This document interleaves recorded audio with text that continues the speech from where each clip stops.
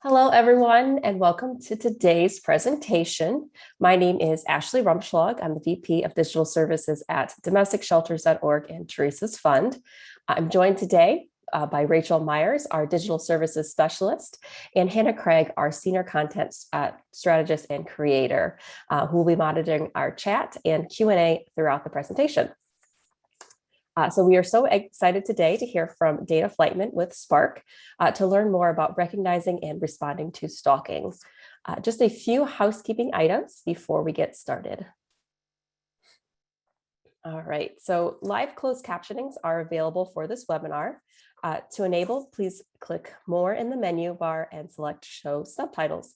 A transcript will also be available for the presentation within 1 week. And just a reminder that all attendees are in listen-only mode. So if your mic and your camera are turned off, if you have a question for the presenter, please enter that in the Q&A box, not the chat box. We prefer the chat box to be used to communicate between attendees or to let us know if there's any issues with the webinar. Just be sure to select everyone if you'd like to make a comment that all attendees can see. A certificate, transcript, recording, and the slides and all other resources will be sent out within a week of the presentation. And if you're a call-in listener, please send an email to info@domesticshelters.org so that way we can add you to our distribution list. Again, that's info@domesticshelters.org. All right, so we hope everyone uses domesticshelters.org on a regular basis and knows about all the resources, but just want to make sure that everyone is aware that we have resources such as articles, videos, our searchable database, all these different tools available for free for victims, survivors, advocates, and anyone else concerned about domestic violence. So just a reminder that we help millions of people every year, and we help them get the answers that they need about domestic violence. So the searchable database contains over 2,800 programs and resources throughout the US and Canada.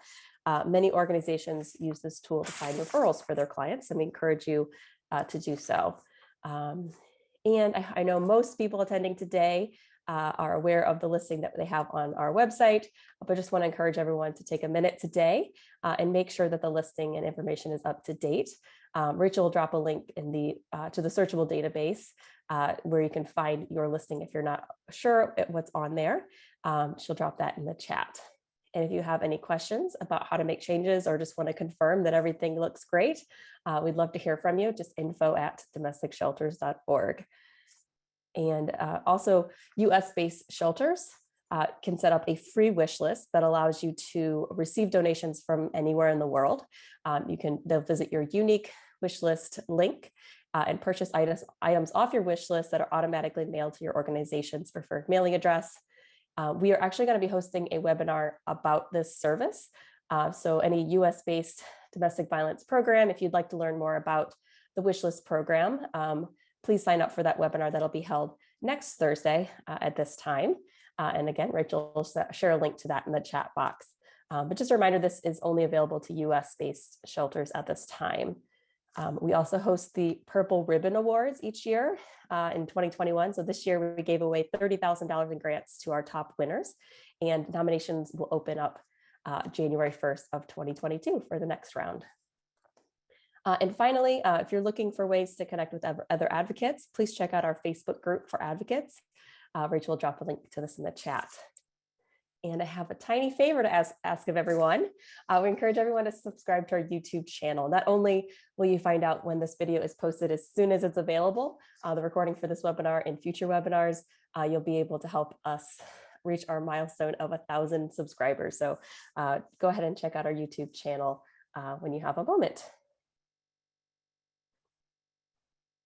All right, and just one reminder to get in touch, info@domesticshelters.org. We love receiving emails from everyone. So our advocates, survivors, we love to hear from everyone. All right, so now time to introduce our today's to introduce today's presenter. Just a quick background on Dana. Dana Fleitman has been with the Stalking Prevention Awareness and Resource Center, or SPARC, as you'll hear it referred to, since 2018, where she provides in-person workshops, online training, and technical assistance to multidisciplinary professionals across the country on recognizing and responding to stalking. Prior to SPARC, Dana was the Senior Manager of Prevention and Training Programs at the Jewish Women's International, or JWI, the leading Jewish organization working to end violence against all women. So I met Dana when she co-hosted a lunch and learn for our friends over at Victim's Voice. She is a fantastic wealth of information, and I am just so thrilled to be able to introduce her to everyone today. So welcome, Dana. All right. Thank you so much, Ashley. Yeah, absolutely. You're on. Are you seeing and hearing me okay? I can hear you just fine. Yes. Let's make sure if you want to pull up your presentation, that should switch things over pretty easily. Okay.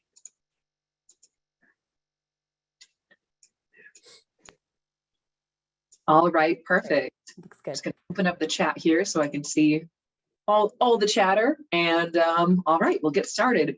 Well, thanks so much to Ashley, and thank you all so much for joining. I know the ask to join yet another webinar at this point can feel like a lot. This will be the best one ever, so you made a great choice, but I understand that it's easy to get Zoom fatigue. So I really appreciate you taking the time with all the important work that you're doing. I'm seeing folks introduce themselves in the chat, which I love. It looks like we have people from all across the country, many different states, tribal nations. Looks like I'm seeing people from medical settings, law enforcement, of course, a lot of our shelter staff, probation, faith-based. And so that's all really, really wonderful to see. We know that it takes everyone to better recognize and respond to stalking. So as you might remember, stalking is one of the 4 major crimes under the Violence Against Women Act. It's domestic violence, dating violence, sexual assault, and stalking. But it's always kind of and stalking. Like, we almost called our website stalking.org. You know, it's often seen as sort of the lesser cousin, the less serious crime than the things that we're really dealing with primarily, which are mostly domestic and sexual violence. So one thing I'm curious about is if you've had the opportunity to attend a training on stalking previously. So I'm going to bring up a poll, just asking you that question. And, you know, I do this training all across the country for audiences, including folks like you, domestic violence and sexual assault responders, campuses, law enforcement, prosecutors, and we're pretty under-resourced on stalking. So I'm just kind of curious where we're at in the virtual room today. So I'll give you a few more seconds to answer that. Okay, I'm going to cut you off in 5, 4, 3, 2, 1, and poll, share results. Okay, so thanks so much for doing that. It looks like for about half the room, this is their first stalking training. And, you know, that's pretty typical. Again, I do this training across the country, and often even really seasoned professionals doing amazing work in our field every day, like many or all of you, I'm sure, are, often haven't had the chance to have that training just on stalking. And that's really unfortunate because stalking, like I said, is one of those 4 major crimes. It's something that's prevalent. It's something that the victims, survivors, and offenders, depending on what your role is, are definitely experiencing or perpetrating. And yet it so often goes unrecognized. So look, you're the ones doing the work every day. You know how to serve victims and keep survivors safe and hold offenders accountable. My hope is just by the end of this session, you're kind of moving that and stalking a little bit more to the beginning of the sentence and seeing the work that you're already doing through that lens and incorporating it a little bit more. So SPARC is funded by the Office on Violence Against Women. We are the technical assistance provider on stalking. And our website is stalkingawareness.org. We did not go with stalking.org. So we have practitioner guides on there, and those are broken out by discipline. So we have for victim services, for law enforcement, for probation, for prosecution. We just added a large campus section as well. We have training modules. So if you do any kind of community or public education on healthy relationships, dating, abuse, etc., make sure you're talking about stalking as well. And so you don't have to reinvent the wheel. We have some scripted programs with slides and videos, etc., that you can just pick up and lead. We also have discussion guides on the popular Netflix show You, and other suggestions for incorporating stalking education into your existing programming if you don't have time to do a standalone program. So, of course, at SPARC, our focus is on enhancing the system response to stalking, but we also know that most victims don't enter the system, right? Because they don't identify what's going on, or they tell an informal support person like their friend, and they may not know what's going on. And so we really see those hand in hand, that we want to enhance system response and we want to encourage people to access the system response. So those are both really critical. We are not a direct service provider, so please do not refer survivors to SPARC for assistance, because we'll just have to be really nice and send them back to folks like you doing direct service. But we do have some resources and information that can be helpful for victims and survivors. For example, we have these stalking brochures in English and Spanish. You can order these for free on our website. So, if you're handing survivors something about domestic violence, sexual violence, make sure you have something for stalking as well. We have just a lot of information on what is stalking, how do I safety plan, what are some resources, what are good hotlines, etc. And webinars like this one. So if after this session you're like, man, I wish I could hear Dana talk even more, you are in luck, because we have a bunch of recorded webinars on our archives that are available anytime. Our organization's called SPARC, so I got us to call them the SPARchives, and that was pretty much the pinnacle of my professional achievement. So check us out on the SPARchives for other webinars, and for on social media. Our handle on there is at Follow Us Legally. If you get our sick sense of humor at SPARC, if not, it'll be a long hour and a half for you. But either way, I hope you will connect with us. We're on Instagram, Facebook, and Twitter. And sign up for our newsletter. As an anti-stalking organization, we will not email you without your consent. And so you have to actually opt into our newsletter or contact us in some way.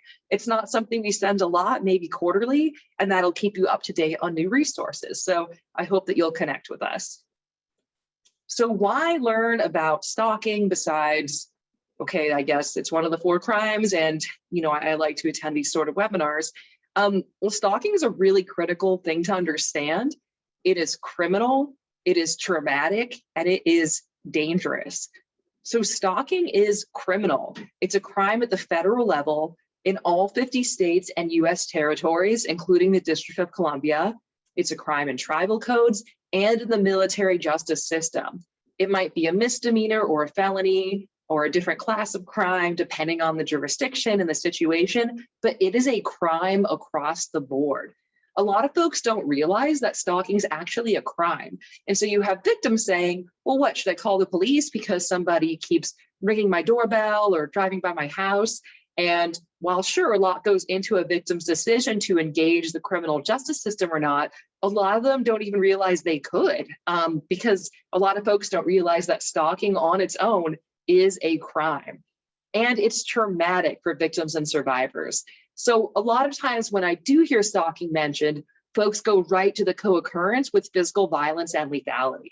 And that is really important. I'm getting to it in a couple slides, but I want to pause here and point out that even if the stalking in no way intersects with physical violence or lethality, it's a crime in its own right, because it is deeply and uniquely traumatic for victims and survivors. Many experience mental health issues that can be lifelong, particularly post-traumatic stress disorder, anxiety, depression.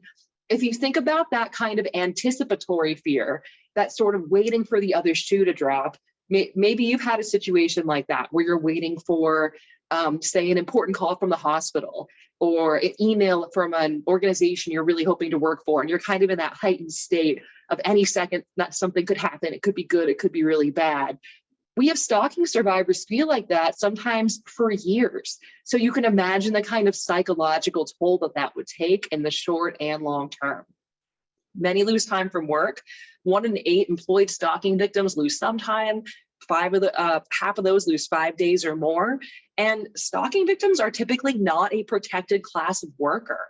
So in other words, if a stalking victim goes to their employer and says, hey, here's what's going on, could I switch shifts or could I not answer the front desk phone?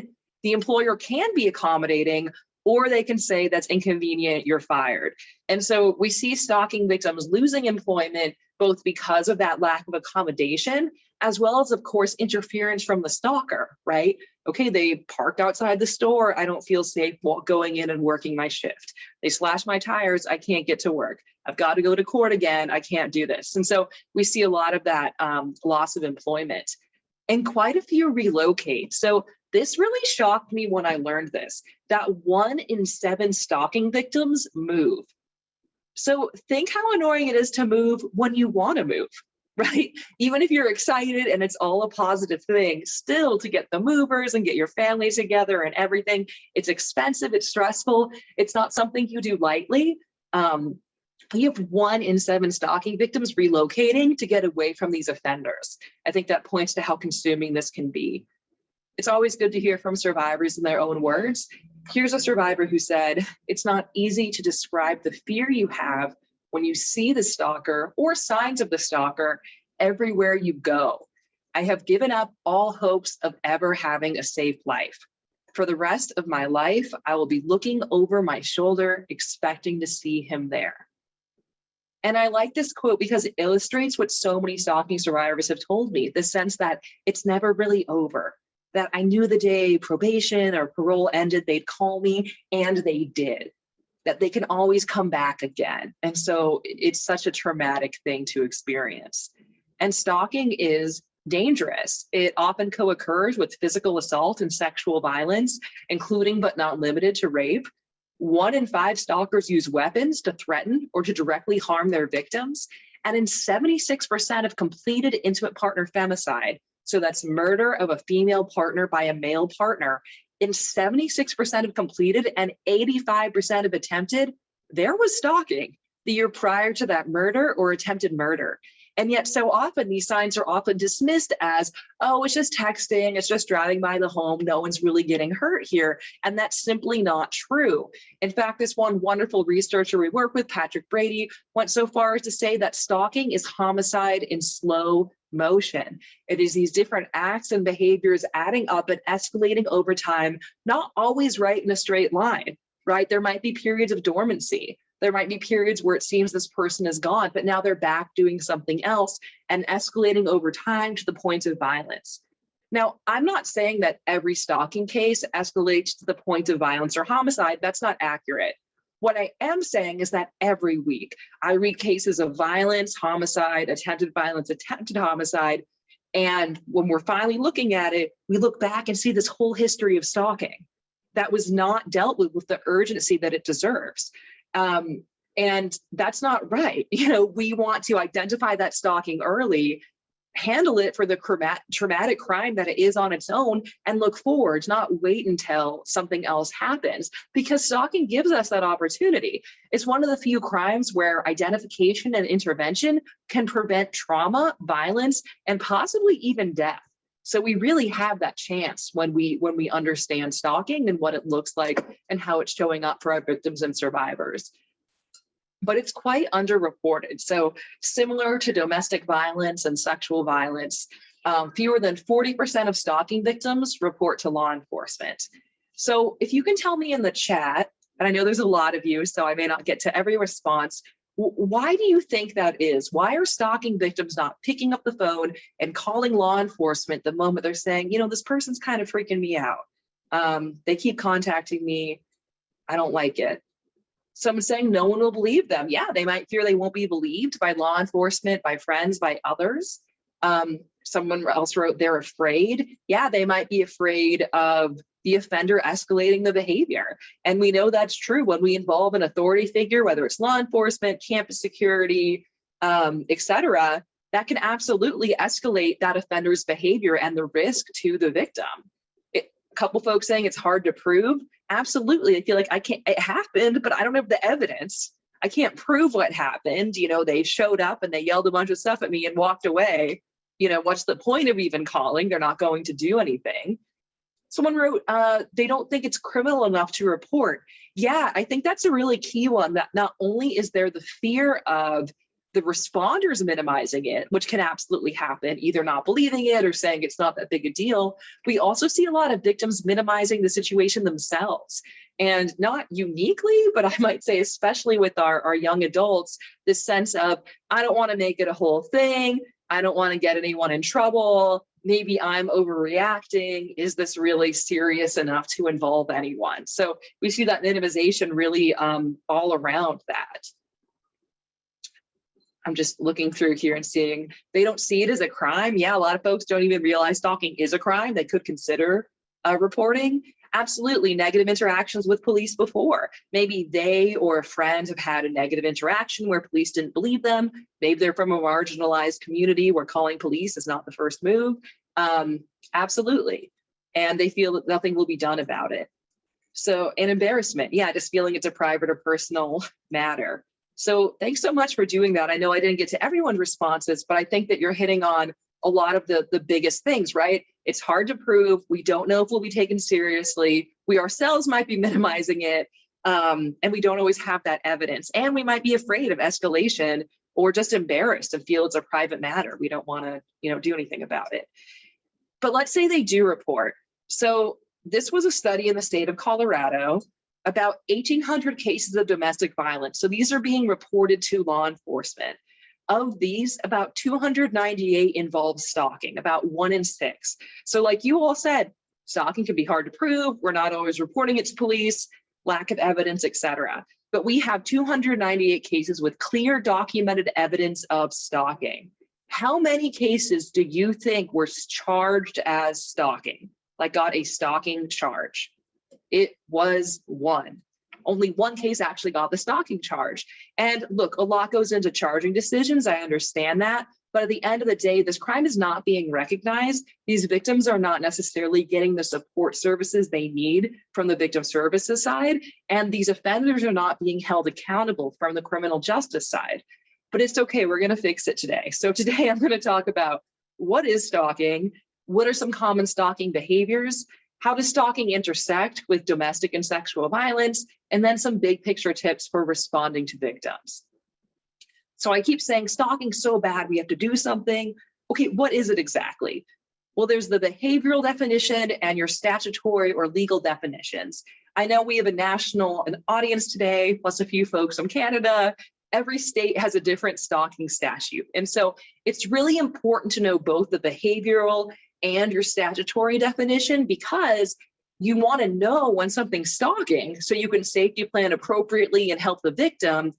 And you want to know, okay, if this victim does want to move forward with the criminal justice process, does this meet my state's standard of what they are defining as stalking in the statute, right? So some stalking statutes are very broad and inclusive and very much match the behavioral definition. Some are much more narrow. So definitely feel free to reach out if you want to take a look at yours together and see sort of how it fits there.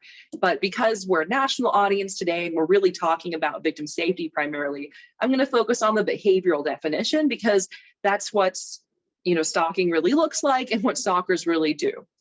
So I have these 3 scenarios for you. I'm going to launch them as polls, and all these scenarios are bummers. Okay, we don't like any of these situations, but which of them are stalking? It could be all 3, some of them, none of them. I'm going to launch them one at a time. So, and you have to choose yes or no. You can't say it depends because I'm very mean. So first scenario, a student peeks into the women's locker room to watch the women undress. Is this stalking? Yes or no? I'll give you a few seconds to answer that.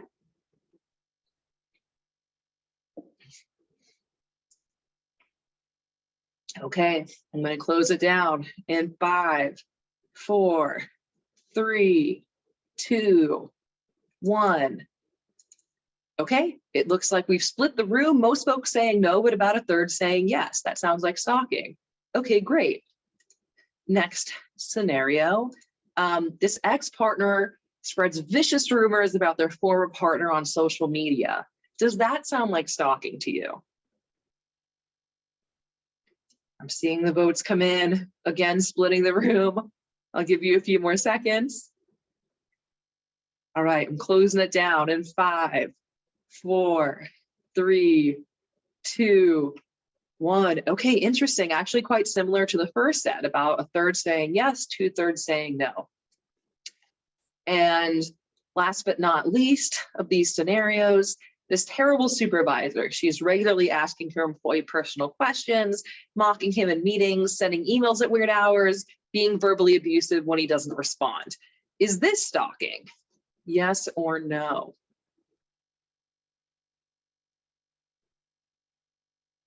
All right. This one's much more one-sided. Give you a few more seconds. 5, 4, 3, 2, 1. Okay, so this one much more in the yes category. Again, about a third of folks saying, no, I don't think so. But about 2/3 saying yes. So the same but flipped. So thanks for doing that. Of course, it's nice when we're in person and can talk through it, but a few things might have come up for you, even just individually thinking through, oh, okay, again, I don't like that, but is it stalking? You might have wondered, well, how many times would this have to happen? Or does this have to be directed at one person, or could it be at like anyone in the locker room? So luckily for you, I will go through the behavioral definition and use these examples as I explain it. So these questions will be answered. So behaviorally, stalking is a pattern of behavior directed at a specific person that would cause a reasonable person to feel fear for the person's safety or the safety of others, or suffer substantial emotional distress. So I'm going to break this down a little bit more. It's a pattern of behavior. It is not a single incident or a one-off event, and that's called a course of conduct in most stalking statutes. So you might hear me use those terms kind of interchangeably today: pattern of behavior, course of conduct. I'm talking about 2 or more incidents that make up that pattern. In a few states, it's 3 or more legally, but behaviorally, we'd say 2 or more, and if there's 2, the third one's coming. So 2 or more incidents for most places. And those behaviors can be quite varied. So let's say I'm stalking Ashley because I'm the worst presenter ever, okay? So maybe Monday, I text Ashley. Tuesday, I'm angry Ashley didn't respond, so I smash her headlights. And then Wednesday, I feel kind of bad about that, so I send her flowers.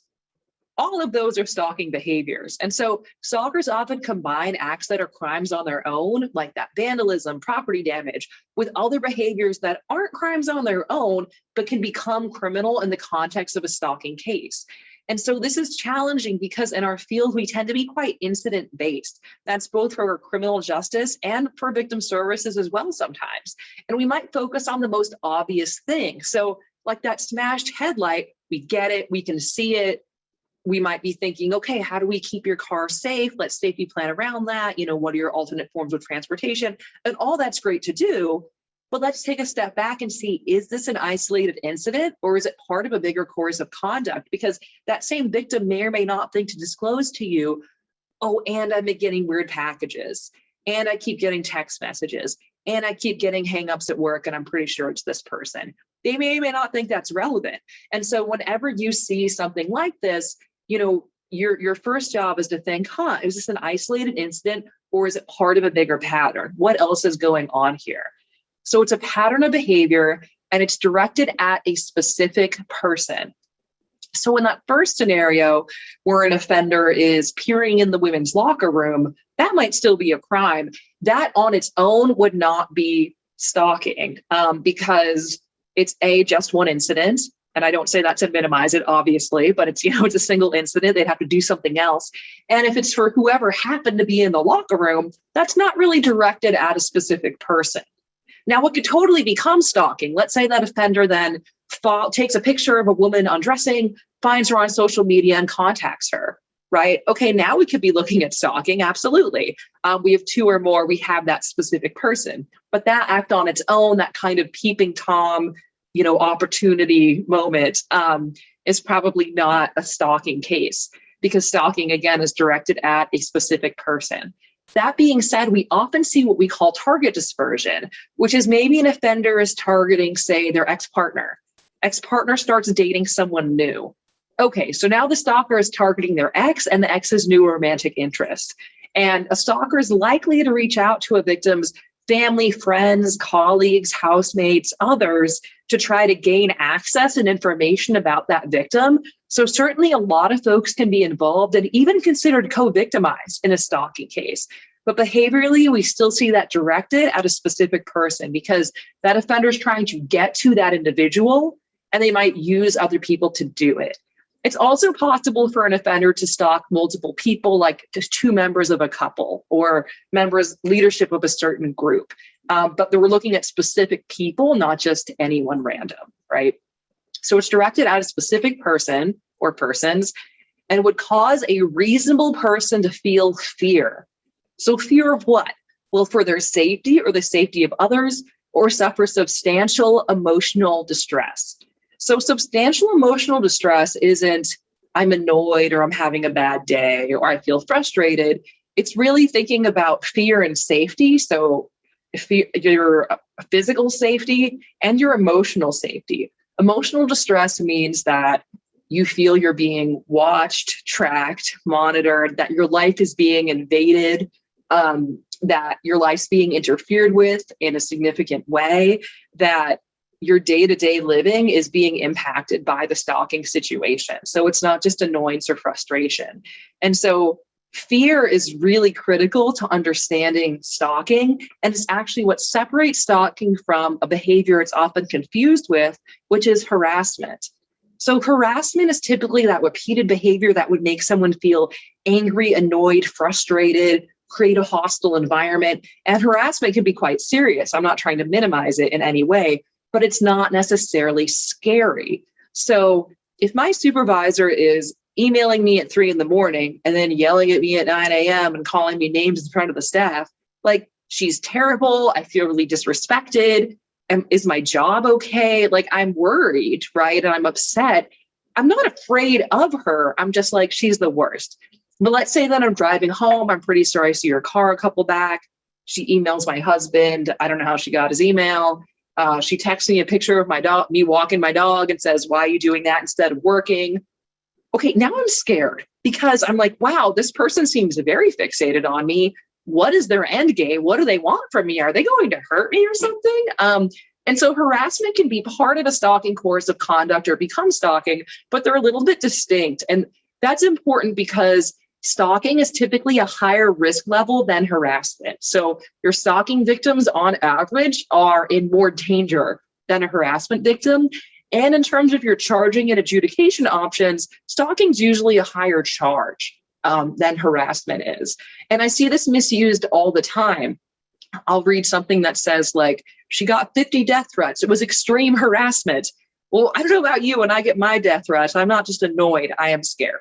Okay, so if it's scary, it's probably stalking. And if we're talking about sexual harassment, but there's fear of sexual violence, that's really stalking, at least in my opinion. That's really not just harassment. So, but that's tough, right? Because fear is very personal, right? What's scary or distressing to me may not be scary and distressing to you, and vice versa. So we're going to watch, this is literally a 5-second video. I want you to think about which of these folks you identify with more.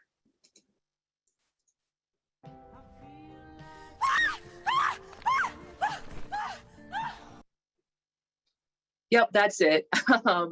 So some of you might have felt more like the lady in this video, in which case, I'm sorry, I did this to you. Someone the other day was like, where was the trigger warning? So I'm sorry if I upset you.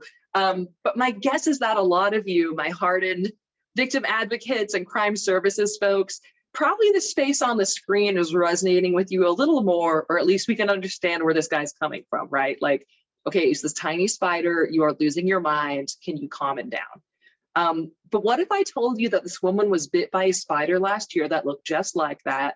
She had a terrible allergic reaction, went to the hospital, and almost died. Would we still be making this face at her? Hopefully not, right? Because what did I give you there? Context, information, the backstory. And context is critical in stalking cases. It's really everything in stalking cases, because a lot of times what's most scary or distressing to a victim may seem benign or even nice to an outsider.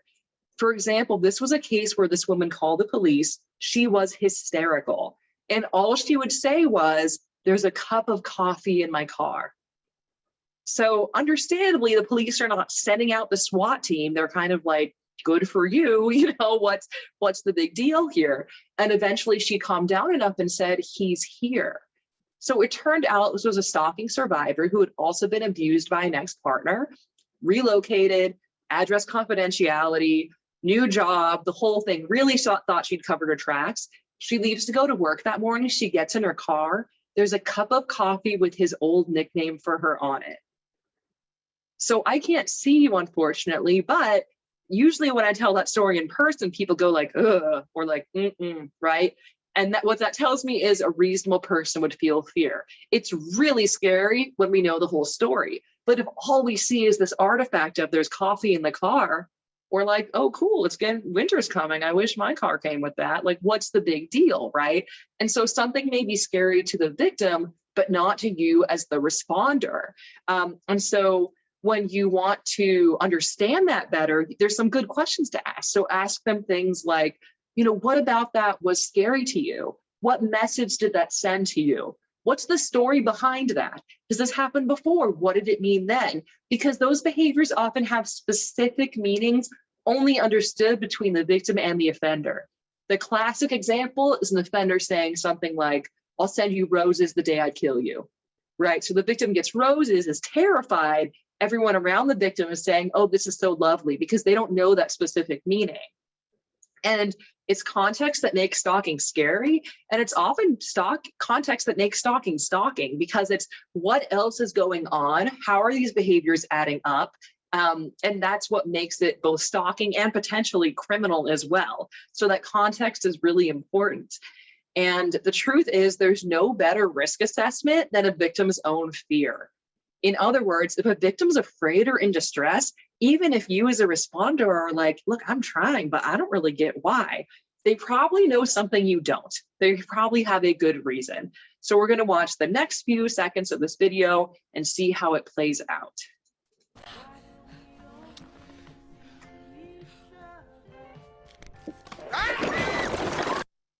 All right, so we don't want to be that guy, right? And this happens in stalking cases all the time, where we have a victim in a lot of distress, and we have a responder who's saying, it's a few text messages, it's no big deal, they'll knock it off, you're overreacting, when in fact the victim has accurately assessed the threat level, right? And so we want to believe our victims, even if it doesn't make sense at first, and ask those questions to get at what's going on. But is it fear? So in that video, the woman is obviously afraid. She is screaming and jumping. But as you know from your work with victims and survivors, that's not always how victims come to us. For one thing, they're probably not going to use the words fear or stalking. They're not going to call you and be like, hey, I'm experiencing a course of conduct directed at me, a specific person, that would cause a reasonable person to feel fear for the safety themselves or the safety of others, or suffer substantial emotional distress. I believe you call that stalking. If they do, please call me. I'll be like, our awareness month is so good. But that's probably not what's going to happen, right? They're going to say something more like, my ex is being creepy, my boss is being weird, my neighbor's harassing me, and old friends are making me uncomfortable. And again, it's up to us to be thinking, could this be fear? Could this be stalking? Because in our culture, we don't necessarily love to come out and say, I feel afraid. We're more likely to mask that with something like, I'm concerned, I'm frustrated, I'm angry, I'm confused, I'm worried. And of course, we know that victims respond to trauma differently, right? You might have some victims who are just really angry, seem really sad, who are laughing about the whole thing, or who have no affect at all. It doesn't mean it's not fear and that it's not stalking. We also see quite a bit of minimization, which I know you all mentioned earlier around not reporting. And that's absolutely true. We see that on the victim side as well because of this repeated trauma. So for example, I was talking to a law enforcement officer who shared the story with me. They said they were the regular point of contact for a stalking victim, and the victim called them and said, today's a great day. He's only driven by my house 10 times. And the law enforcement officer was like, what do you mean? That's ridiculous. It's 9 a.m. Like, that's terrible. And the victim was like, oh yeah, but usually by this point, he's driven by like 25 times. So I think it's going to be a low-key day. So it's not, this victim's not reasonable, right? But she is responding to repeated trauma by normalizing and minimizing, what to most of us would be really scary. And so that's where behaviorally that reasonable person standard is actually kind of helpful, because even if the victim's saying, oh no, it's fine that they follow me and watch me and do all these things, you can kind of take a step back and say, is it, if I told this to a room of people, would they give this a thumbs up or thumbs down? And that could still be a stalking behavior, and it could be fear or distress. Another helpful thing to do is ask what they've changed as a result of the behavior, because I've had victims say, well, I'm not scared, but I left their photo with front desk security at my apartment. I changed my routes to and from work. I bought a new security camera, and I don't walk alone at night anymore.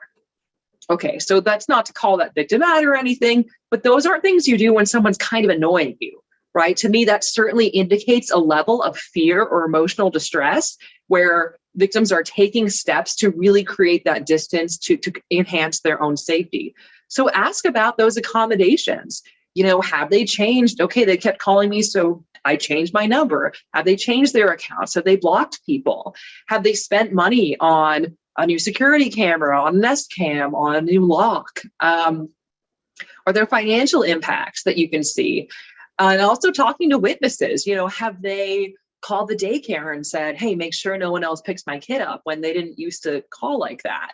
Have they talked to friends about it? Are you seeing other impacts of trauma, like changes in eating patterns, lack of sleep, etc.? So definitely look and to assess this and figure out, is this harassment? Is it stalking? Is it something else? But these kind of changes can help you figure out what's going on with that victim or survivor.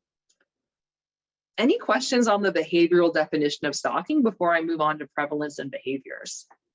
I'll give you a second in the chat.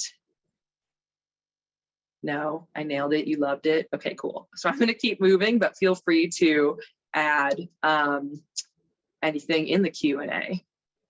So stalking prevalence and behavior. Stalking is a very prevalent crime. In the United States, more than 1 in 6 women and 1 in 17 men experience stalking in their lifetimes. And we know that stalking impacts people of all gender identities, absolutely. This is the best available data, and it presents this in a very binary way. So that's why I'm repeating it to you that way. So if we know this is underreported, right? Just like our rates of domestic and sexual violence. But even if we take this at its word, more than 1 in 6 women experiencing stalking. So if you think about domestic violence, that affects 1 in 3 or 1 in 4 women. Sexual assault impacts around 1 in 5 women, depending what study you're looking at. So stalking is right up there in terms of prevalence. And yet for so many folks that I encounter in our field, for stalking training, few, if any, standalone stalking resources, no national stalking hotline. There's only one national organization really working to address stalking, and I am a third of it. It is a project of Equitas, a bigger organization. So not that we have a chip on our shoulder or anything, but it's just to realize that you are definitely working with stalking victims and survivors and possibly offenders, but often the stalking behavior is not recognized or dealt with the urgency that it needs. People of all sexual orientations experience stalking, absolutely. Our heterosexual folks experience it at lower rates than our lesbian and gay folks, and especially our bisexual folks experience the higher rates. So that's important to keep in mind, these additional risk factors. And we have a fact sheet and a infographic on our website about stalking the LGBT community, if you want more information on that. So again, people of all genders experience stalking, absolutely. Women are more likely than men to experience it, and the vast majority of victims report that the offender is male. This is true regardless of the victim's sexual orientation. This is true overwhelmingly for female victims. Over 80% of the time, their offender's male. It's also true about half the time for male victims. About half the time, the male victim offender is also male. So what's happening with that? Well, some of that might have to do with the LGBT community, but some of it's also that target dispersion that I mentioned earlier, that say it's someone stalking their ex, the ex starts dating someone new, now they're stalking the new boyfriend as well. That's not all of it, but that's a big piece of it. So when I look for pictures of stalking, which I do because I'm fun, okay? this is the kind of stuff that I get. So you see a lot of alleyways, strangers, binoculars, hoodies. I like this one in the middle, like left, that has a mask and a hoodie and behind a computer, but did not cover their webcam. So you get the sense of these kind of creepy stranger alleyway hoodie, right? Very similar to the stranger rapist myth. And I'm sure it will not surprise you at all with the work that you do joining this session, that this is not accurate, right? The vast majority of the time in reality, the victim knows the offender knows the victim. So again, I don't expect you to be surprised by that. You're like, duh, Dana, obviously. But when I'm talking about stalking outside of our field, because I'm fun at parties and stuff, people are shocked by this, because when most people in our general population think about stalking, they're thinking about celebrity stalkers. So they're thinking the Kardashians, Taylor Swift, and indeed our first stalking law in the nation was passed after a celebrity stalking murder, Rebecca Schaeffer's murder, led California to pass the first stalking law in 1990. So it's not that that's wrong, but it's not really what we're talking about most of the time. So folks are thinking celebrities, or they're thinking this kind of shadowy, stranger, random fascination, obsessed person, maybe sending like a ransom style note, and you don't even know who the person is who's stalking you. And this misperception really impacts reporting, because you have a lot of victims saying, oh, that's not a stalker. That's just, my ex having a hard time getting over things. Well, that's the most likely person to be engaging in stalking behavior nationally, right? So about half the time, the stalker is a current or former intimate partner. So that's a huge piece of it, right? It's about half the time, current or former intimate partner, domestic violence or intimate partner violence connection, extension of power and control. So that's a big piece of it. But I also want to point out that means about half the time the stalker is not an intimate partner. They might be an acquaintance. They could be a stranger, though it's relatively rare, a family member, or a person of authority, like a supervisor, a law enforcement officer, somebody like that. So I encourage you to think about wherever you're situated in your role in your organization, do you serve all victims of stalking, those that are intimate partner victims and those that are not? Because again, there are few, if any, standalone stalking resources. So if you don't, do you know where to refer them? And if you do, that's great. Would they know how to find you? Because if I'm being stalked by, say, an estranged friend of the same gender and there is no sexual relationship, I'm not going to pick up the phone and call family violence services or the rape crisis shelter, right? Like, why would that occur to me as a person? But that's where folks like you are housed, who could actually help that stalking victim best, right? You're the ones on the stalking webinar because of the work that you do. And so, I encourage you to think about, do you have clear policies? Could someone being stalked by someone who's not an intimate partner come into shelter, for example? And so I have a list of fun questions like that you can ask at your next staff meeting, kind of thinking about your stalking response. Is the word stalking on your website? Do you share intimate and non-intimate partner examples of stalking? Do you participate in Stalking Awareness Month, which is January? All of those kinds of things to help enhance your response. And look, I know you already have a lot going on, so it's not particularly fair to say, hey, I know you're already working with a ton of domestic violence and sexual violence victims, but if you could just add this on, just do that. I get that that's easier said than done, but the reality is, again, few, if any, standalone stalking resources, you're the best bet for these victims and survivors to get connected to the services they need and to meet with people like you who could help them really safety plan and think through things. So in terms of stalking behaviors, I've already mentioned a few, and I see a couple questions about them. Stalking behaviors are extremely diverse, and I do not mean this as a compliment to stalkers, but stalkers are very creative criminals. People always tell me their most disturbing, bizarre cases are stalking cases, because if you think about it, just definitionally, it's about going out of your way just to upset somebody else. That is literally the whole point. And so, I read a case where an offender drove 300 miles to carve his ex's name in trees near her home. Like, that's a stalking case. Seen a lot of dead animals in the mail cases lately. Those are stalking cases. It's, the cup of coffee in the car. Again, that kind of disturbing stuff. And so a few things to note is that stalkers know that a lot of their behaviors sound are outlandish.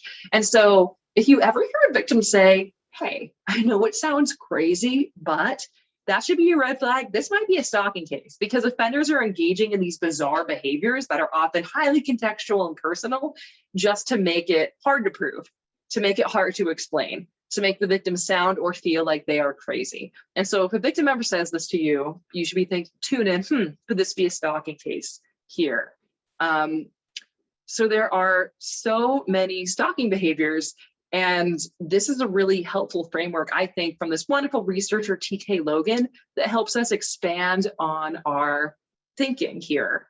Because a lot of times when folks think stalking, they think surveillance, right? So they go right to that imagery with like the camera or the binoculars.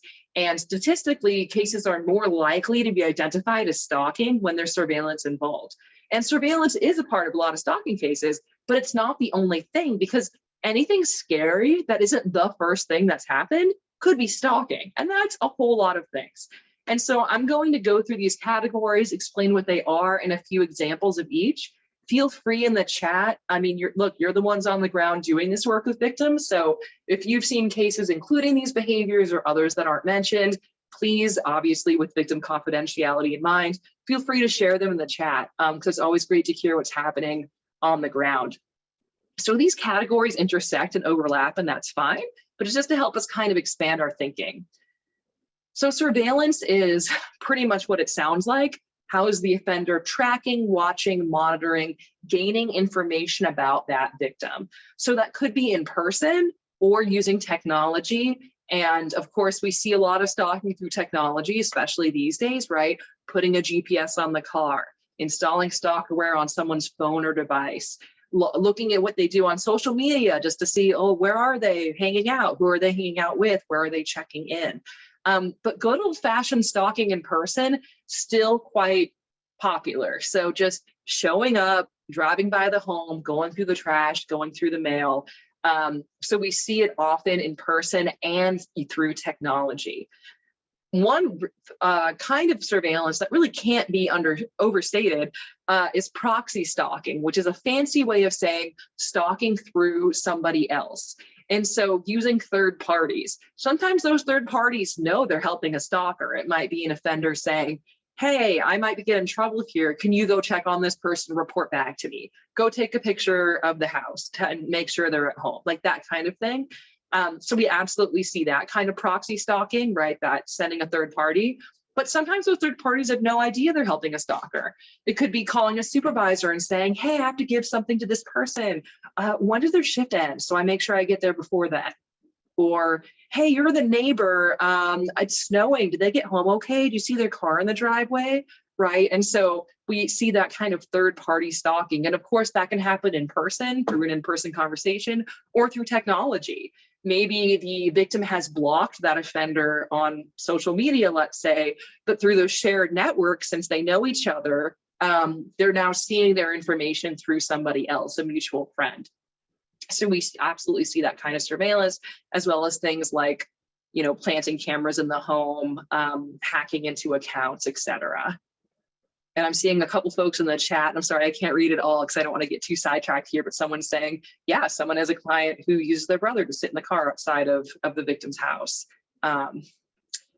Life invasion is how is the offender showing up in the victim's life where the victim doesn't want them to be there. So the victim's just trying to get through their day, and there is the stalker or signs of the stalker, no matter what they do and where they go. And so we see that most frequently with that unwanted contact across locations and across platforms. Of course, most of us have our smartphones with us all the time. So we're looking and we have emails, text messages, they're on WhatsApp, they're on Facebook, they're on Snapchat, they've commented on YouTube, they're on LinkedIn, right? Just across platforms. You sit down to do your job, they found your work email, there's emails there too.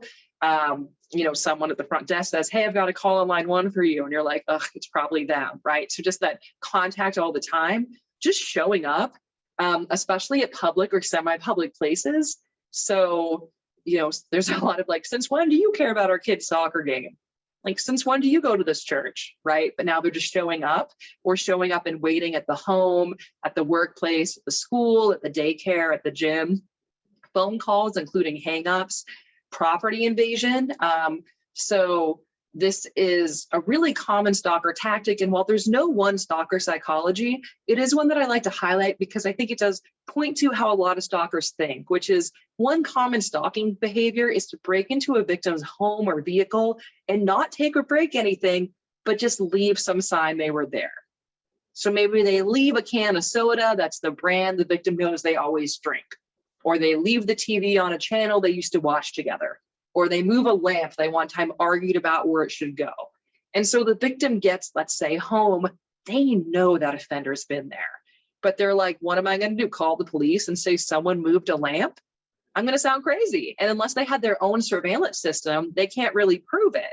And so that's, again, why it goes back to believing victims, thinking about the context, and that I know it sounds crazy, but realizing that might be a stalking case, because stalkers are very creative and persistent in their means of doing this. Also, public humiliation and spreading rumors, as well as harassing friends and family, or just trying to make friends with their friends and family. So they go to a social outing and like, oh, look who I just met, right? And it's the offender. In terms of this humiliation, spreading rumors, and kind of speaking badly of the person, I'd say that kind of toes the line between life invasion and interference through sabotage, which interference is similar to life invasion, but it's what is the victim actually losing or afraid of losing as a result of the stalker's behavior? What is changing in that victim's life because of the stalker's actions? And so if you remember way back when I started talking, I had those three scenarios. And the middle one was, an ex-partner is viciously spreading rumors about their former partner on social media. Is that stalking, yes or no? And my recollection is that most of you said no, when a third of you said yes. I'd say the three scenarios, that's the most likely to be stalking, because that discrediting the victim, spreading rumors, humiliation, embarrassment are often part of a stalking case. Now you might be thinking like, okay, well, people gossip. That's not necessarily stalking, and you're right. But we see some very intentional interference through that kind of discrediting that our stalkers are doing to our victims.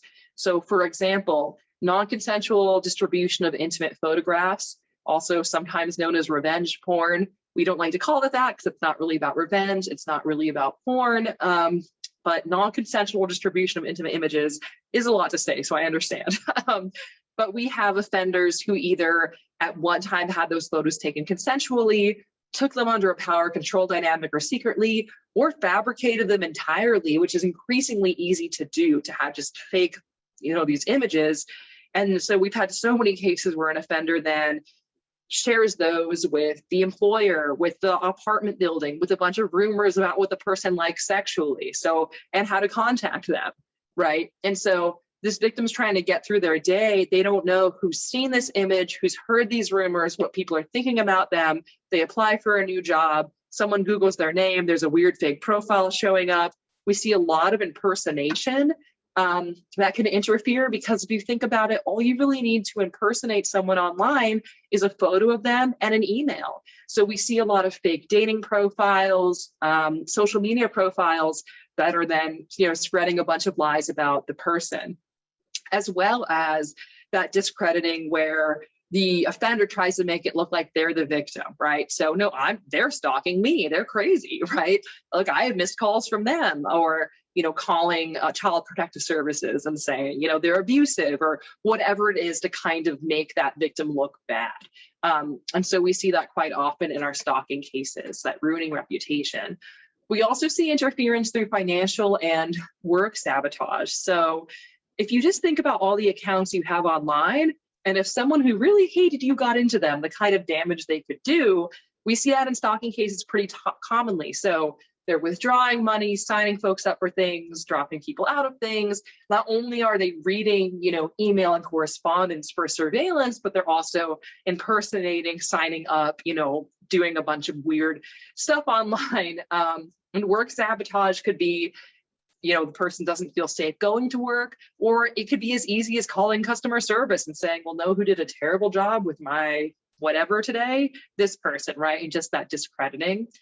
Custody interference, keeping them from leaving. So maybe they're standing right outside the door of the apartment or the workplace so the victim doesn't feel they can leave.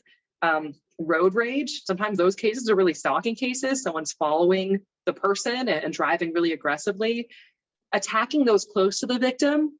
And we know that so many victims say, hey, when it was just me, it was fine. But now that they're contacting and are hurting my family, my friends, my pets, that's really not okay. Of course, physical or sexual attack, that interferes with somebody's bodily safety and their emotional safety, as well as property damage, very tangible interference, right? They slashed my tire, can't get to work, that interferes with my day. So we see these kind of interferences. And one example that is just coming to mind, I honestly don't know how the offender managed to do this, but someone shared with me they had a client where the offender had reported the victim dead to a bunch, like credit card companies, all of Social Security, like all this stuff. And so the victim had to spend years basically proving they were still alive and re-enrolling in all of these different things. So that kind of interference, in addition to the kind of threat that would be.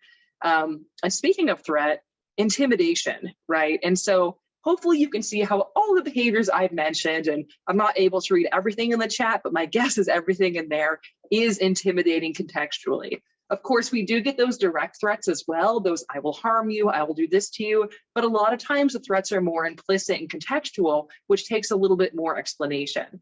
We also see symbolic violence, like a gesture or a crushed can or something like that. Forced confrontations, threats to harm oneself, that's very scary for a victim, as well as threats to the victim about harming others that the victim cares about. So this, of course, is only a short list. If we wanted to name every terrible stalker behavior, we'd be here all day. But the point here is to really think broadly about these behaviors beyond surveillance and to recognize that we need to ask about all these behaviors. So if you ask a victim, are you experiencing stalking? They'll probably say, no, it's not stalking. But if you break it down into these smaller categories, you might get more information. So saying, okay, have they ever tracked you? Have they ever followed you? Have they ever monitored you? Have you ever felt like your life was being invaded by them? Have they ever invaded your privacy? Have they made unwanted contact? And you might end up getting some different answers there that, oh yeah, they did follow me around. They kept being at the grocery store when I was there, but I thought maybe it was a coincidence, but then I kept getting these weird packages. And right, they're not necessarily thinking of that as stalking, but you, the responder, can be. And so this can help a lot more than just, are you experiencing stalking? And I see a few folks asking, well, do you get the slides? Yes, we'll send you the slides. But yeah, breaking it down is helpful. And also realizing that these categories intersect and overlap in terrible ways. So for example, there's been several cases where an offender is engaging in surveillance. So they're watching the victim and then also impersonating the victim online. So there's one case I'm thinking of where an offender was, tracking device on the phone, always watching where the victim was, and pretending to be the victim on Grindr, which is a gay dating site. And so he, pretending to be the victim, would say, hey, here's what I'm into. I'm in this coffee shop. I'm wearing this sweater. Come find me for what we talked about. So this victim's being approached by random people saying, I'm here for all this sexual stuff. The victim's like, I'm not even on that app. Like, what are you talking about? And so you could see how that surveillance really enhanced that ability to interfere and be invasive and lead to that intimidation and possible physical sexual harm, right? So these can absolutely build on each other. So most victims are not just experiencing one thing, they're experiencing multiple. And because there are so many types of stalking behaviors, there's also a lot of potential charges. And I know we have some folks on the call from the criminal justice end, but one thing that I hear across the board wherever I train is that victims say, the police said they couldn't do anything because no one had hurt me yet. And it's a huge pet peeve of mine because it's not true. Stalking is a crime on its own. And even if your stalking statute's really narrow and requires some imminent threat harm or whatever, there are plenty of crimes that are not violent that are still crimes that you can charge and have some accountability for. And so from the victim services end, you want to make sure that your victim is saving evidence, documenting everything, keeping track of all of this just for their own knowledge, as well as if they want to go into a system later. And from that criminal justice perspective, I'd say if you can't charge stalking, charge something. Help build that course of conduct, because there are so many misdemeanors in different states. And so when I do a state-specific training, I always go through the criminal code. So for example, in a lot of states, harassing phone calls are a crime. Okay, so you have harassing phone calls on day one, and next week you have trespassing. They won't leave the victim's apartment complex. I know I'm not your judge, but according to me, Judge Dana, you have a stalking case now. You have 2 or more behaviors that would cause fear. If you didn't note, document, save, report, whatever, that harassing phone call, we don't have stalking. We're starting from 1 instead of 2. So you're really building that course of conduct down the line and helping build that case. And so again, think broadly and creatively about documenting everything as well as charging if the victim's going that route. Most stalkers do more than one of these things. 2/3 of stalkers pursue their victims at least once a week. Many pursue daily. And the average duration of a stalking case, and this is not the high end, this is the average duration, is 2 years. And 10% of cases last 5 years or more. And that means stalkers have plenty of time to change their behaviors in response to how a victim reacts or doesn't react.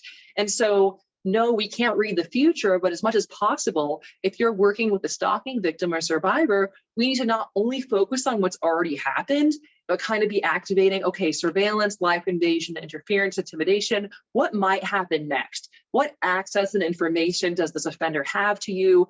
Here are some things stalkers do. Do any of these seem like things that this person might do? And how can we be as preventative as possible? Because just because they've only been calling, they probably won't stick with that, right? They'll probably do something else as well.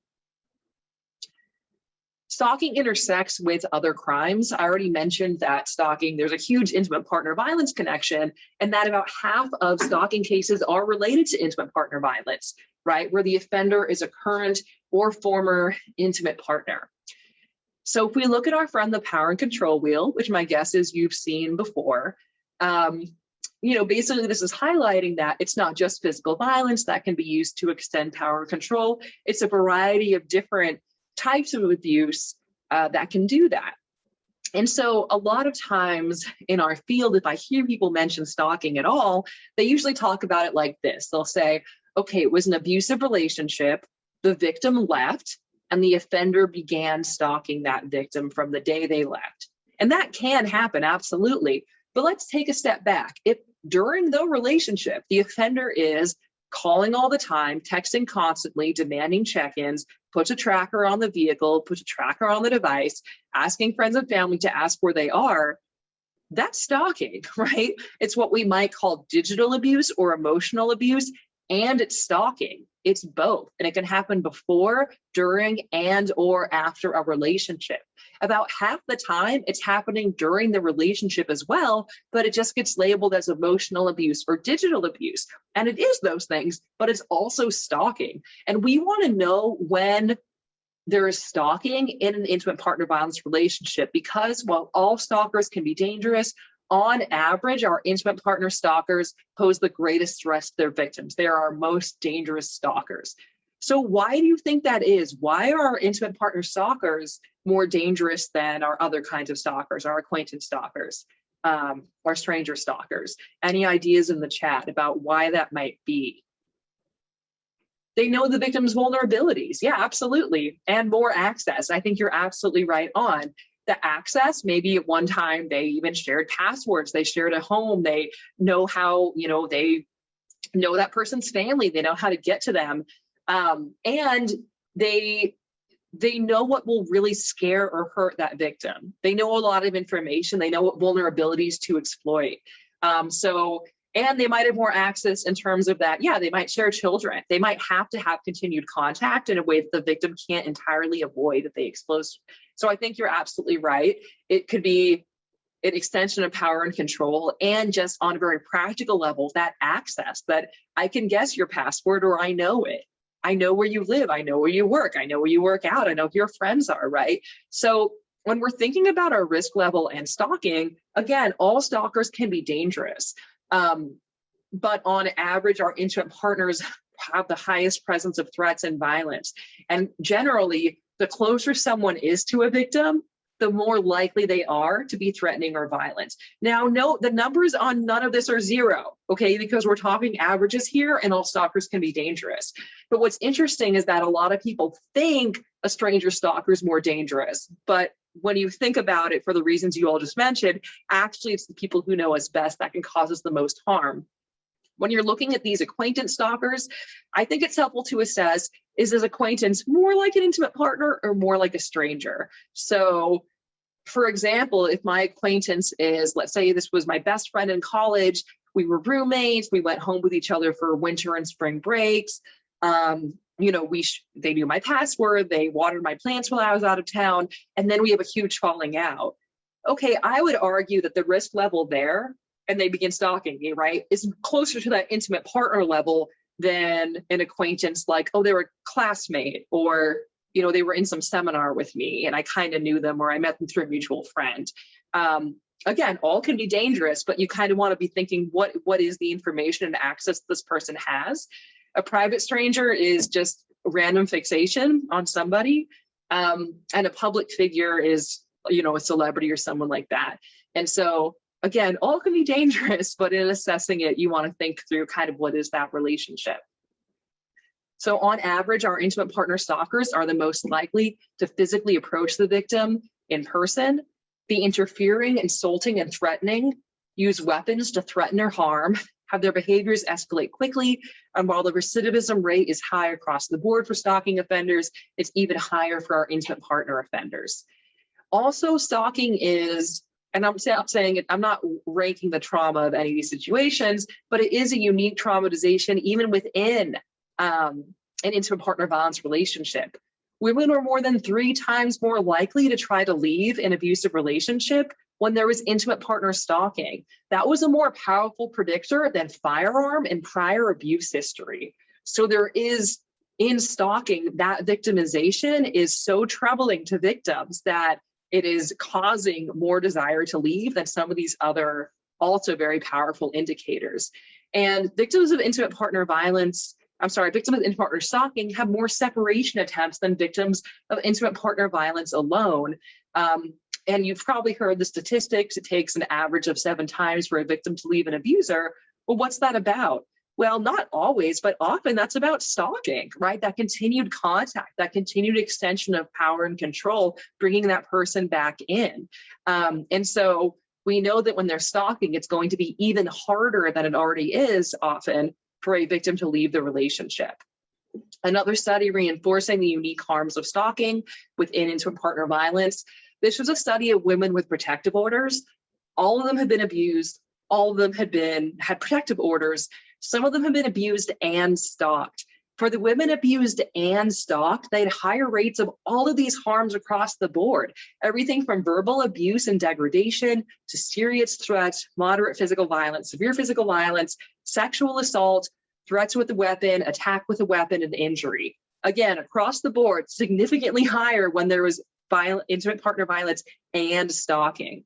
Now, I'm not saying stalking causes these other harms. What I am saying is it's an indicator. It's a big red flag that if you see stalking in an intimate partner violence relationship, that should be a huge note to you that, hey, this person's probably experiencing other victimizations. This might be an especially urgent case. If we just call it emotional or digital abuse, we miss that opportunity to really pull this one out of the pile, right? And elevate it, recognize the urgency, and safety plan appropriately. And again, the femicide risk. Like I said before, the vast majority of intimate partner femicide, they're stalking prior. Another study showing that intimate partner perpetrated stalking, 3-fold risk in the risk of intimate partner homicide, one of the top 10 risk factors there. And so we definitely want that to be something we identify and take really seriously. Stalking can also intersect with sexual assault or sexual violence more broadly in a few different ways. The stalker might threaten or plan to sexually assault the victim. So we do see stalkers who are stalking in order to commit another crime, perhaps the sexual assault. So they're trying to do that surveillance and figure out, when's this person alone? When are they vulnerable? How can I access them to commit that assault? We also know that stalkers, sometimes their threats, their language has a sexual component or tinge to it, right? The kind of threats or language they use, threat of bodily harm can also include sexual assault. They might try to get someone else to sexually assault the victim. I'll talk about that more in a second. They might have actually assaulted the victim. That might be one of the crimes in their course of conduct. Or sometimes the stalking actually begins with sexual violence, and then there's contact after, either to say, thanks for a great time, or you better not tell anyone, or some conflation of the two. That continued intimidation after the assault to keep it quiet, that can be stalking as well. So in terms, of that third party stalking, there have been many cases like this. There is the Grindr case that I mentioned earlier. Similarly, there's a pretty well-known case where Marine solicited his ex-girlfriend's rape on Craigslist. So what he did was he just went on Craigslist, pretended to be the ex of the victim, and wrote something like, look, I have this violent rape fantasy. Here's what I'm into. Here's where I live. Here's what I look like. If I yell and scream, that's all part of it. And because we live in a terrible world, unfortunately, an offender did come and rape that woman. The only good news is that both offenders were held accountable. So that might sound like this really extreme case, but honestly, we see that more and more through impersonation on dating websites and social media websites, pretending to be the victim, reaching out to people and causing harm that way. And when most people see that, they're not like, oh, a stalking case. But it really is, because there's multiple ads going on and it's scary. If you also think about grooming for sexual violence through the lens of stalking, there's really a stalking component there as well. Whether you're looking at a child sexual predator, identifying a vulnerable young person, maybe from a marginalized group or who seems neglected, contacting them more and more, meeting them in person, coercing them, then threatening them after. Okay, that's a pattern of behavior directed at a specific person that would cause a reasonable person to feel fear. And with some of these situations, people sometimes say, but when though, in terms of when does the fear attach? Because say that, that rape victim, she couldn't have been scared on day one when she didn't know the ad was out there, so how could she be scared? Or that child victim of grooming on day one was like, oh, someone understands me. They weren't afraid. They were flattered or interested, right? But there's no statute that says when fear has to attach. So if a victim is looking back at the situation and saying, yeah, day one, I either didn't know or thought it was charming, but now that I'm looking back and realize our entire relationship was a setup for my sexual assault, or I realize those ads were out there and that's terrifying, that could still be a stalking case. Also, these co-victimizations, again, that about 1 in 3 women stalked by an intimate partner also sexually assaulted by that partner.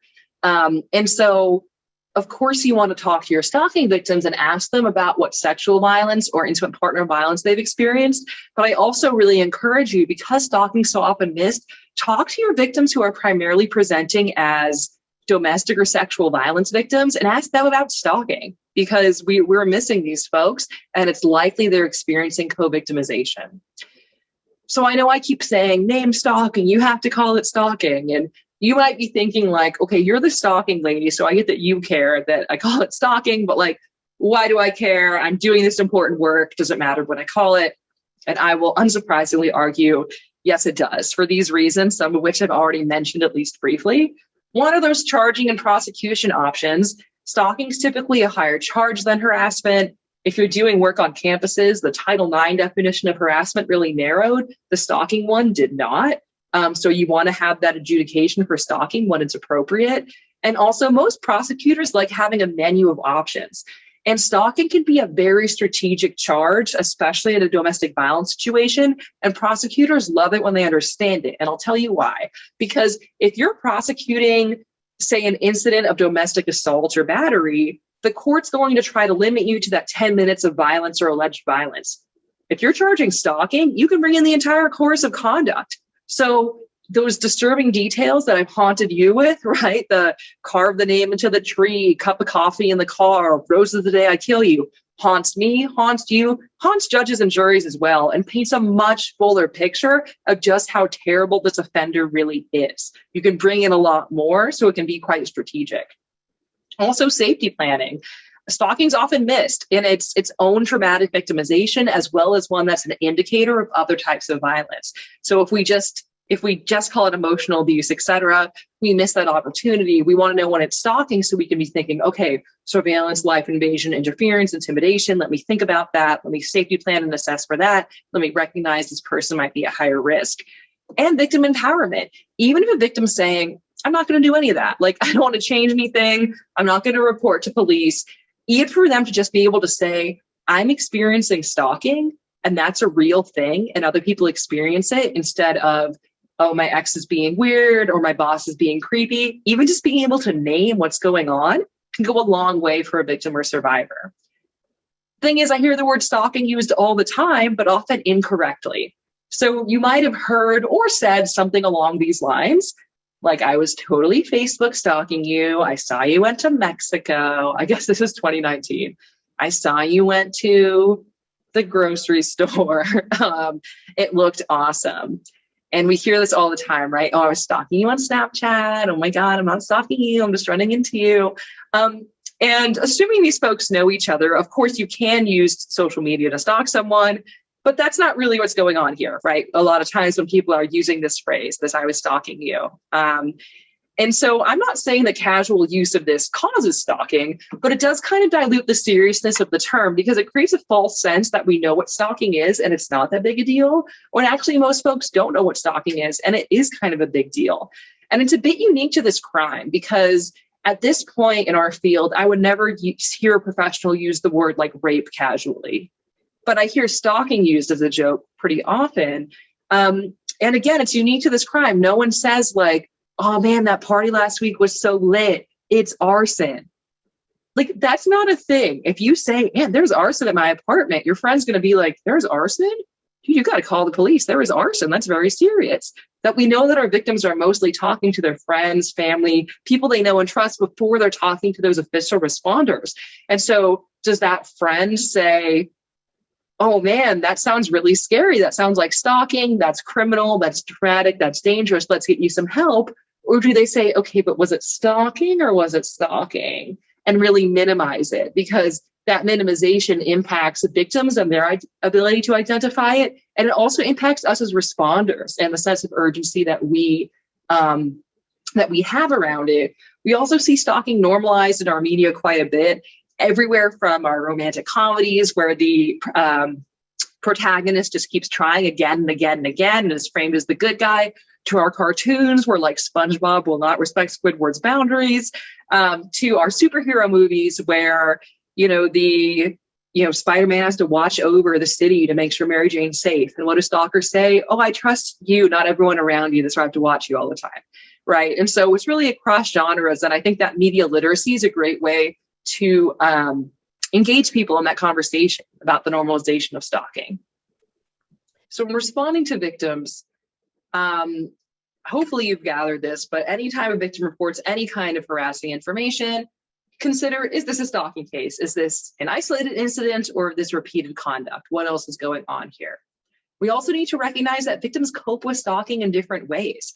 All of these are normal, natural ways to deal with a traumatic situation like stalking. And I am not putting a value judgment on any of these. Some of these, however, might be more or less helpful in responding to the stalking situation. And so we have some victims who move against the stalker. That's their instinct, right? You're spreading rumors about me, I'm spreading rumors about you. Or it might be that they engage criminal justice right away. You think you can do this to me? I'm bringing you to jail, my friend. There's nothing I want more than to get you in trouble. You can't treat me this way, right? So we have those victims that move against the offender. We have others who do the opposite, who move inward.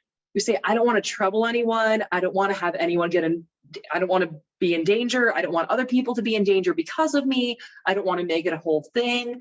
So I'm just going to kind of isolate. You have others who move away, who try to create distance. That includes that relocating, which again, 1 in 7 stalking victims do, but also things like changing your phone number, blocking people on social media, changing your routes, that kind of trying to create distance.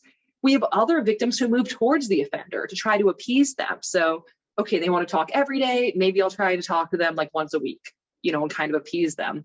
And we have those that move outward, who move to folks like you who can really help. And that's great. But by the time they're talking to an official resource, they probably already tried some of these other things. And so it's worth asking them what they've already done so you can meet them where they are and assess what's worked and hasn't worked. And while, again, all of these are normal human reactions, some are more or less effective for dealing with a stalker. So one piece of move away advice I often hear that's well-intentioned but needs a little more thinking through is the sense of creating distance. So a lot of times people will say this to victims like, oh, they're calling you, change your number. They're contacting you on Snapchat, block them or get off Snapchat. But let's play that out for a second. If, again, I'm stalking Ashley, right? I love to call her. I call her all the time. I make fake numbers, call. Eventually, Ashley's like, I'm so over Dana stalking me. I'm going to change my number. So eventually I get that, this number is no longer in service. Am I, the stalker, going to be like, oh man, I guess I'll stop stalking Ashley and become a productive member of society this day? Like, no, what am I going to do? I'm definitely finding her new number. And also, I'm stalking Ashley. I know her email. I know where she works. I know where she lives. I'm going to find another way to get to her. And I might actually escalate my behavior because how dare she move against me like that is how I'm going to view that, right? That was my favorite way to stalk her. So I'm not saying that victims should never distance themselves from offenders. That might be absolutely what they want to do. That might be in their best interest. I'm just saying it's not this obvious low-hanging fruit that it's sometimes presented as. And especially when we're talking about the use of technology to stalk, it might feel optional for some of the older folks or people who just don't engage in social media in that way, but it really doesn't feel all that optional. For a lot of our victims and survivors. It's kind of like saying, well, just don't have a social life, then no one will ever make you upset. It's like, that's true. Yes, we'd all be safer in an ivory tower with no windows or doors, but we need to balance that safety and freedom and quality of life, right? And so recognize that victims might have a different relationship to some of those kinds of technology than you do, and also that it just may not work. It's unlikely to work. It could actually escalate the behavior. Now, from a criminal justice perspective, you do want to know what they've tried and what hasn't worked because it helps you see that resistance and persistence, right? I blocked them. They made a new account and contacted me. I changed my email. They found my new email, right? So that shows that, okay, this person's being persistent. They're definitely stalking you. So that's really good to know from that criminal justice perspective. From a victim safety perspective, was that helpful? Maybe, maybe not. I also want to speak to that move towards peace. So one piece of move away advice that generally is advisable is to cease contact with the offender. And that's because offenders see any contact as a win. So if they call 100 times and the victim picks up and says, I hate you, don't call me anymore, tomorrow they're calling 101 times because that was a win. But that being said, that kind of stopping contact is not always realistic or feasible. Sometimes it's that keep your enemies closer, right? And so you want to recommend no contact with a stalker and realize victims might engage in that behavior to keep themselves safe. For example, there was a case where it came out, it was being prosecuted. It came out that the victim had called the offender at 2 a.m. and they talked for hours. So the defense is like, how scared can she be? If she's so scared, why did she call him? So the victim said, yeah, I called because I could hear him get off work at the bar. I heard him get in his car, drive home and fall asleep. I knew he wouldn't come over, break my windows, wake my kids up again. Again, that keep your enemies closer, take the temperature, right? So if there are hard and fast rules in your jurisdiction about, if the victim reaches out to the offender, they're going to drop the case, they're going to drop the protective order. Of course, make sure your victim knows that, but also keep the dialogue open. It's not like the victim did something bad, right? They're acting in the best interest of their safety. And so make sure that you can have that open conversation about it. And also realize that some victims are seeing like at the bottom of the screen all day, every day. So the temptation to respond and say, stop it, I hate you is quite strong. It doesn't mean that person's no longer afraid or in distress, right? One thing we often do is tell victims to document everything, but we don't always tell them how. And so they end up being like, it was a crisp fall day when we're like, oh no, I'm not going to read this, right? So very succinct. This is free on our website in English and Spanish. Date, time, what happened. Where did it happen? Was it online? Was it in person? If it was online, what platform was used? Because that can affect our ability to get that evidence later. Physical location, a lot of jurisdictional issues in stalking cases, and most victims don't understand jurisdiction.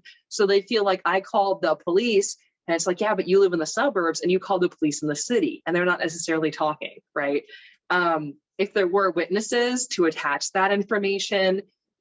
If there's evidence, screenshots, photos, anything like that, to attach it, and who they make the report to. If that's law enforcement, let's get the badge number. If it's front desk security, let's get that person's name. And that's not to get anyone in trouble or anything, that's to help connect the dots, because the reality is they might have a different responding officer every time. And so when they get that call, there's a cup of coffee in my car, they're not going to respond with necessarily urgency and realize, well, this is the 10th call today. Right? That's just the reality. Across jurisdictions, we're not always talking. And so this can really help. And it's unfair to victims that they have to do all this. I'll just say up front, like, it's a lot of work to have to build your own case in this way. But the truth is that these incidents add up, but they only add up if we do the math. And something like this can be really helpful in making sure that we can do that. There's also a risk assessment specifically for stalking and harassment. Cannot recommend it highly enough. I love it so much. You should definitely look at it. It's free, it's online. We always say, like, ask the right questions, consider this, consider that. It takes like 15 minutes. You can do this with a victim, on behalf of a victim. It's by that same researcher, TK Logan. So you'll see those categories like life invasion, surveillance come up. You can click, I'm just testing this out. And we have a webinar on our website of us going through it with a sample case. What this does is it creates a really succinct narrative profile saying, here's exactly what's going on in this case. So it can take something very complicated, less than 3 pages, chunked out. Here's the course of conduct. Here's how the victim feels. Here's the risk factors. It's a medium, high, low risk. And also give some safety planning suggestions. So really cannot recommend it highly enough if you're thinking you might be working with a stalking victim or survivor. Also helps get other professionals on the same page, literally, right, in explaining the case. And speaking of getting people on the same page, what we really need is a lot easier said than done, which is that coordination. Right? Because the truth is our system is not set up for stalking cases. It's set up to be incident-based. And usually when we look at these really devastating cases where someone's hurt or killed after stalking, it's usually not like, oh man, that one person should have really called that in and then we would have been all set here. It's really a system failure because usually different people know different information. Victim services knows something, law enforcement here knows something, the prosecutor knows something, and no one's connecting the dots and really recognizing the urgency here. And we really need this across the board, right? We need our public awareness educators to make sure that victims know what stalking is, that they take it seriously, that when they tell a friend or family member, that person recognizes what's going on and helps that person get help. When they do get that help, we need our victim service providers to recognize stalking as a unique victimization, as well as one that often co-occurs, to safety plan appropriately and treat it with urgency. We need our law enforcement to recognize it and charge it. We need our prosecutors to pick up those charges. We need our courts to sentence it appropriately. We know probation, parole, and corrections folks to continue to recognize those stalking behaviors and keep those victims safe and hold those offenders accountable. When any of that doesn't happen, we lose victims. And I know you don't want that happening anywhere, and certainly not where you live. And unfortunately, there's no one whose job it is to make this happen. So it kind of has to be you. In whatever role that you play, recognizing that after this webinar, you now know more about stalking than most people in our field. And so if you see a stalking case, to take that very seriously, to respond with urgency, and to be that advocate for that victim. Then there's just a few resources to help you do so. So at this point, I can, I'll just scroll through these really quickly and then open it up for questions. For our prosecutors, or if you're working with prosecutors, Equitas, free 24/7 technical assistance, can talk statute with you. To learn more about the use of technology to stalk, including settings, etc. National Network to End Domestic Violence Tech Safety is a great tool. There's no national stalking hotline. This is the closest thing, is Victim Connect, run out of the National Center for Victims of Crime. Stalking Awareness Month in January, we create resources that are really easy to share on our website. So I hope that you'll participate in that and make some noise. Again, we have these available to order for free to spread awareness in your community. And everyone's favorite website, you know it, you love it, stalkingawareness.org, where we have many of the resources mentioned and I know shared in the chat, which I appreciate. And more, including webinars. And I hope you'll connect with us on social and sign up for our newsletter.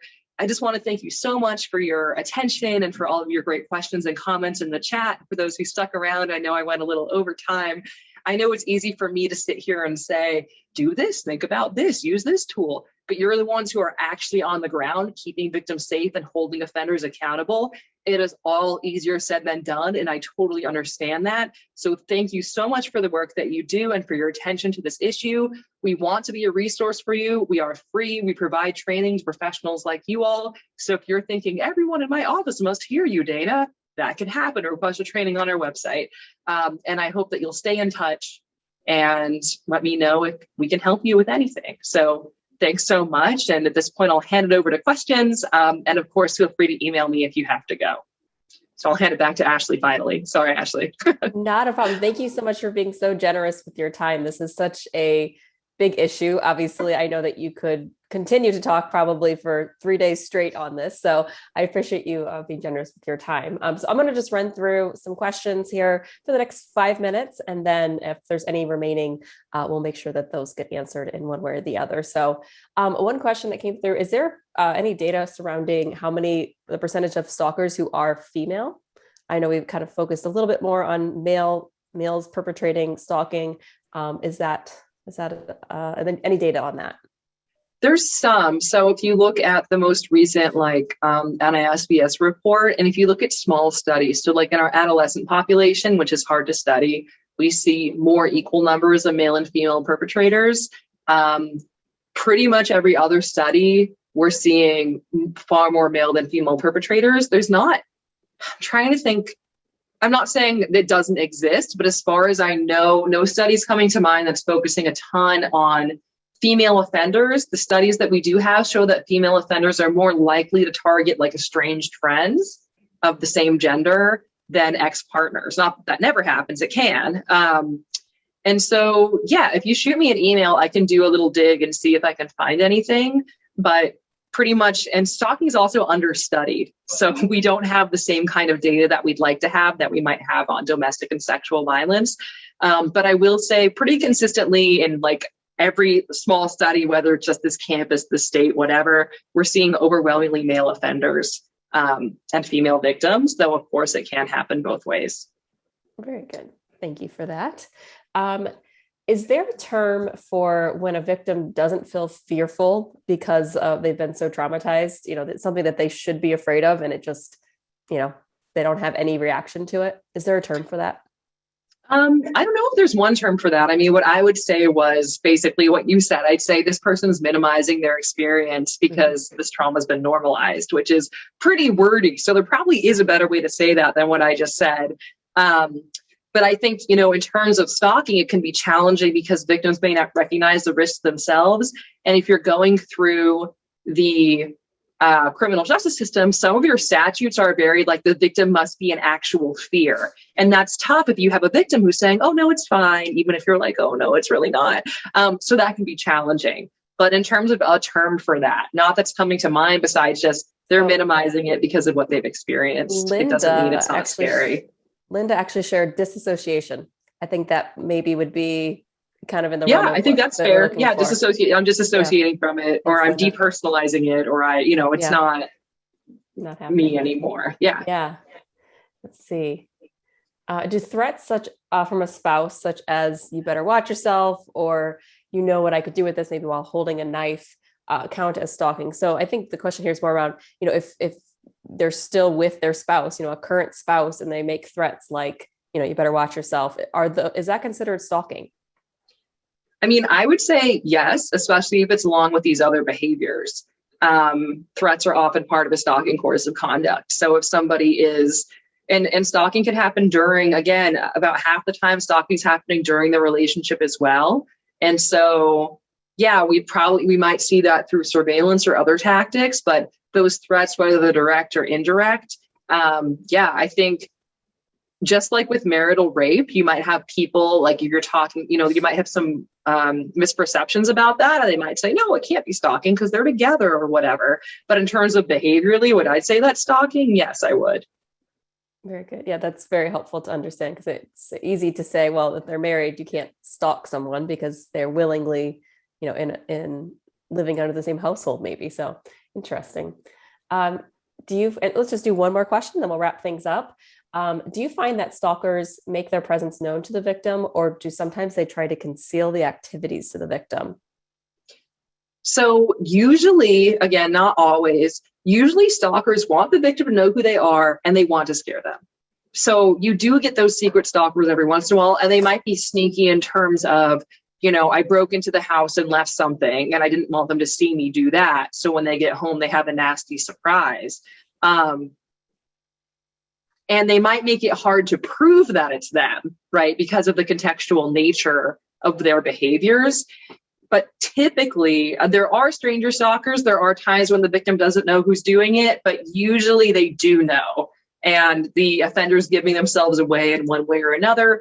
And if they're trying to conceal their identity, it's more around avoiding prosecution, right? So they're making the phone call look like it's coming from an unknown number, so that the victim feels like, ugh, they're calling me again, but I can't prove it, that kind of thing. So I think big picture, that's what I would say. But of course, these are all averages, right? I'm sure there are cases where the offender is hiding their identity or what they're doing.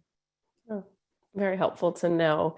Is there anything else you'd like to wrap up with? Maybe just sending people in the right direction for other resources where they should go if they have other questions. Anything else you'd like to share before we wrap No, up? I know I already talked too much and there's some questions I didn't get to, so I apologize for that. So thanks for being patient with me. Again, just to thank you all, and to let you know that, look, we're available. We want to help you do your work. We don't do victim services, but for anyone responding to victims, educating folks, we're here. So if you're working on a specific case and you're saying, is this stalking? What should I do here? Reach out to us. If you're thinking, I want my organization to be trained, or I'm having a conference that this would be great at, reach out to us. So please just don't be a stranger. We're a relatively new agency. We were funded in 2017. So we're still really trying to add, sorry, you're hearing my dog lose his mind. We're still trying to add things and get up to speed and meet your needs. So please don't hesitate to contact us. And yeah, just thanks so much for all the work that you do. And thanks so much to domesticshelters.org for having us on. It was great to be able to connect with this audience and all these great folks. Absolutely. Well, thank you so much, Janice. This has been fantastic information. And I know we're already getting some thank yous and thumbs up in the comments. So I'm sure we'll get some really great feedback from everyone. But and thank you to everyone who joined us today. We are so grateful to have you all here today. And just a quick reminder that the webinar has been recorded and will be available on our website within 1 week. You'll, of course, as an attendee, receive that via email as well. We'll also send a certificate of attendance, any shared resources that were mentioned, the transcript and the slides as well to everyone, again, within 1 week. If you're a call-in listener, please do send us an email to info@domesticshelters.org so we know where to send those materials. All right, so with that, we'll go ahead and conclude today's webinar. Thank you, everyone. Take care.